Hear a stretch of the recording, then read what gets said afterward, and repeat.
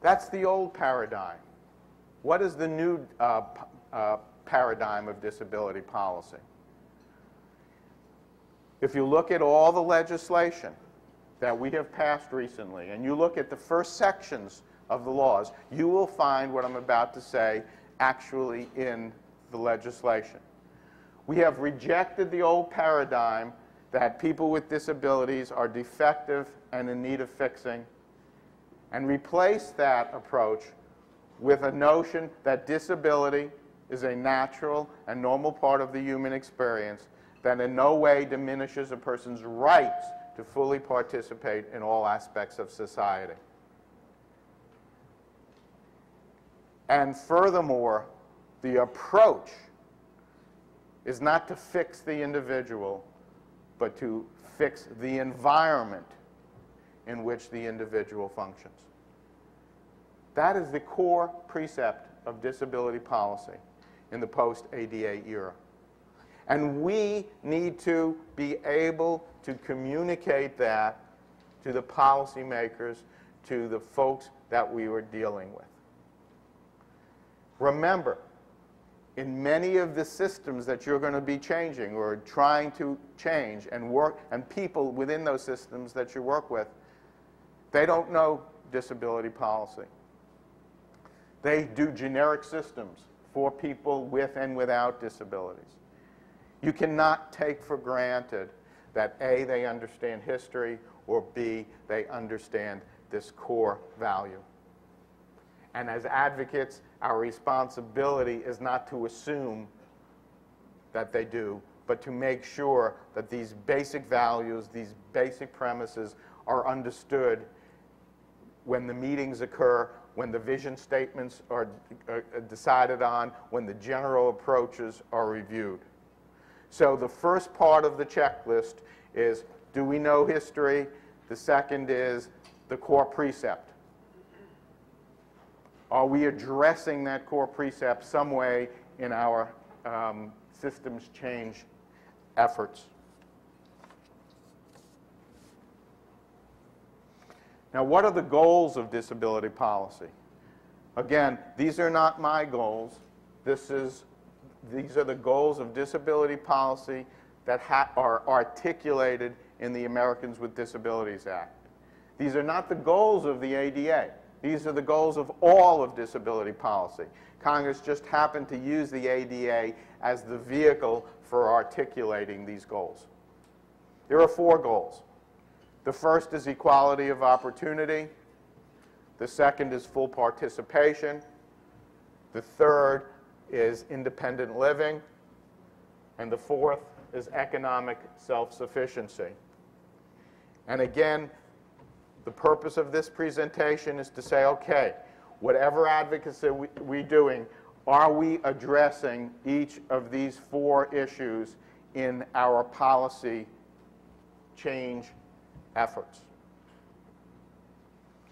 Equality of opportunity has 3 components. The first component is individualization, making sure that the policy that you're trying to get adopted or modified is based on the premise of individualization, case-by-case determinations based on facts and based on objective evidence, not based on stereotypes or generalizations or prejudice or pernicious mythologies. What are the facts? What is the objective evidence? Evidence provided by the individual, by the family, by professionals, in different environments, not just the professional's office, but where the individual functions. Pulled together in a plan. And that's the essence of individualization. Again, you're saying, of course, so far you haven't said anything I don't know and already do. That's the whole point. What I'm trying to do is have a conceptual framework to make sure each of the points that we know about is addressed. So this is the next issue.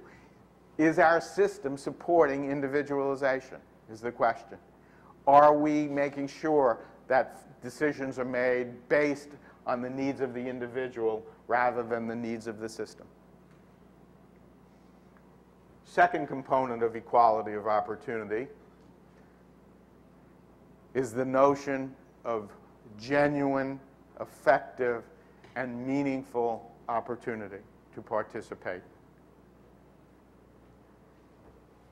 This is absolutely critical in terms of disability policy.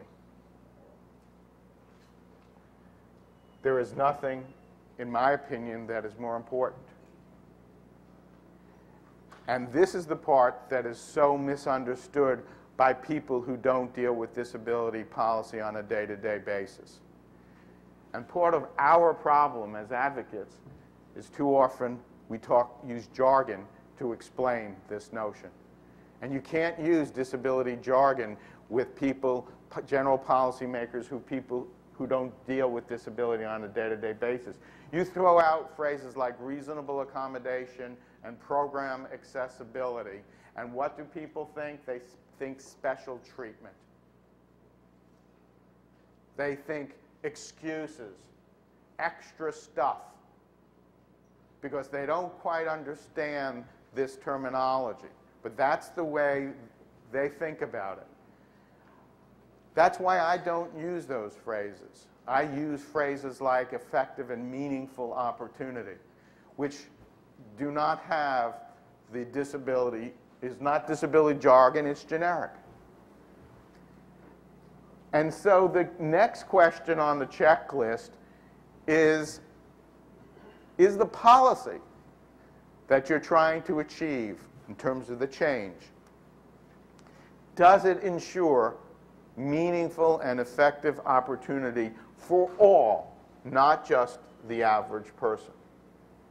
The third component then, now, of equality of opportunity is the concept of inclusion, most integrated setting appropriate. Should a person with a disability give up his or her rights to interact with non-disabled persons, to go to church, to go to the local store, to go to the local cinema, to go order a pizza? Should an individual give up those rights in order to get a public benefit?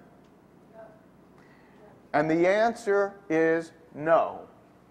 Unnecessary, unjustified isolation and segregation is inappropriate.